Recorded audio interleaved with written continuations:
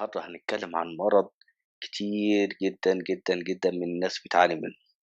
لمّا ييجي لك حد في المركز العلاجي يقول لك أنا باعاني من كثرة التبول أو ضعف في البصر أو بيحس بعطش شديد وريقه هنا ناشف، الشفة هنا تحس إنها جافة وناشفة شوية. لمّا يقول لك أنا حاسس إن شهيتي مش زي الأول أو إنه بياكل كتير، يعني ممكن الحالتين.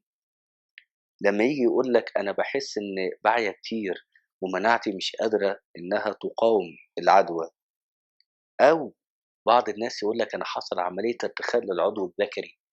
مش عارف أنا إيه اللي حصل لي، كنت كويس جدًا، جدًا وفجأة واحدة مع زوجتي العملية باظت خالص، أو لمّا بيحصل جروح التئام الجروح ديًّا بتتم بطريقة يعني